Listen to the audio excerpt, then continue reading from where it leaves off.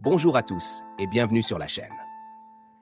Aujourd'hui, nous explorons le chapitre 9 de l'évangile de Matthieu. C'est un chapitre dense, presque cinématographique, où les miracles s'enchaînent à un rythme incroyable.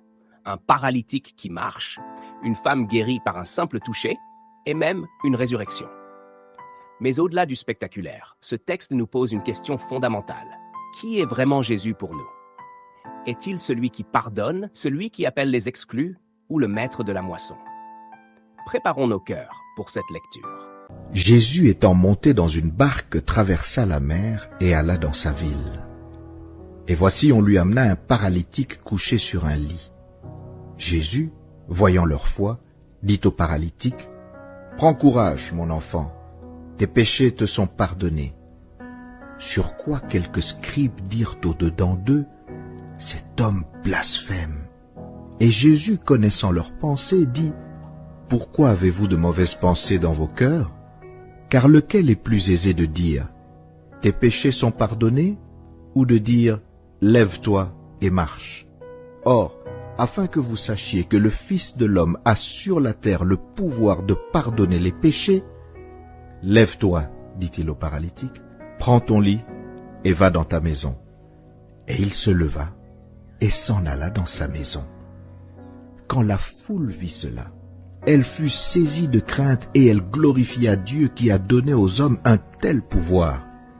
De là, étant allé plus loin, Jésus vit un homme assis au lieu des péages et qui s'appelait Matthieu. Il lui dit, « Suis-moi. » Cet homme se leva et le suivit. Comme Jésus était à table dans la maison, voici beaucoup de publicains et de gens de mauvaise vie vinrent se mettre à table avec lui et avec ses disciples. Les pharisiens virent cela et ils dirent à ses disciples, « Pourquoi votre maître mange-t-il avec les publicains et les gens de mauvaise vie ?» Ce que Jésus, ayant entendu, il dit, « Ce ne sont pas ceux qui se portent bien qui ont besoin de médecins, mais les malades. Allez, et apprenez ce que signifie « Je prends plaisir à la miséricorde » et non au sacrifice. Car je ne suis pas venu appeler des justes, mais des pécheurs. » Alors les disciples de Jean vinrent auprès de Jésus et dirent, « Pourquoi nous et les pharisiens jeûnons-nous, tandis que tes disciples ne jeûnent point ?» Jésus leur répondit, « Les amis de l'époux peuvent-ils s'affliger pendant que l'époux est avec eux? Les jours viendront où l'époux leur sera enlevé, et alors ils jeûneront. Personne ne met une pièce de drap neuf à un vieil habit, car elle emporterait une partie de l'habit, et la déchirure serait pire. On ne met pas non plus du vin nouveau dans de vieilles outres. Autrement, les outres se rompent, le vin se répand, et les outres sont perdues.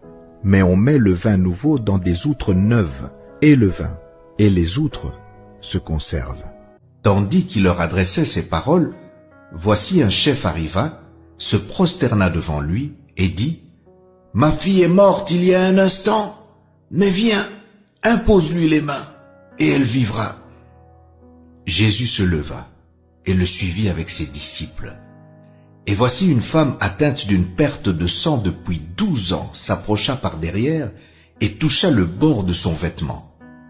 Car elle disait en elle-même, « Si je puis seulement toucher son vêtement, je serai guérie. » Jésus se retourna et dit en la voyant, « Prends courage, ma fille, ta foi t'a guérie. » Et cette femme fut guérie à l'heure même. Lorsque Jésus fut arrivé à la maison du chef et qu'il vit les joueurs de flûte et la foule bruyante, il leur dit, « Retirez-vous, car la jeune fille n'est pas morte, mais elle dort. » Et il se moquait de lui. Quand la foule eut été renvoyée, il entra, prit la main de la jeune fille, et la jeune fille se leva. Le bruit s'en répandit dans toute la contrée.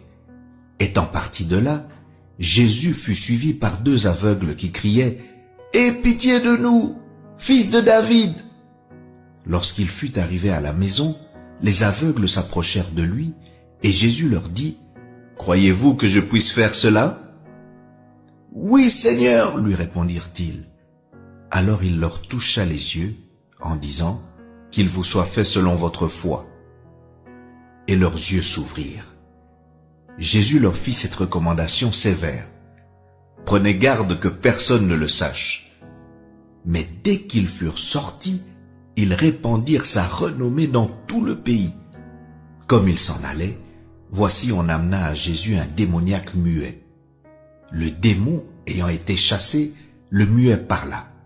Et la foule étonnée disait, « Jamais pareille chose ne s'est vue en Israël. » Mais les pharisiens dirent, « C'est par le prince des démons qu'il chasse les démons. » Jésus parcourait toutes les villes et les villages, enseignant dans les synagogues, prêchant la bonne nouvelle du royaume et guérissant toute maladie et toute infirmité. Voyant la foule, il fut ému de compassion pour elle parce qu'elle était languissante et abattue, comme des brebis qui n'ont point de berger. Alors il dit à ses disciples, « La moisson est grande, mais il y a peu d'ouvriers. Priez donc le maître de la moisson d'envoyer des ouvriers dans sa moisson. » Oh, Jésus veut te sauver, te donner la vie, car sur la croix, il fut cloué pour ta liberté.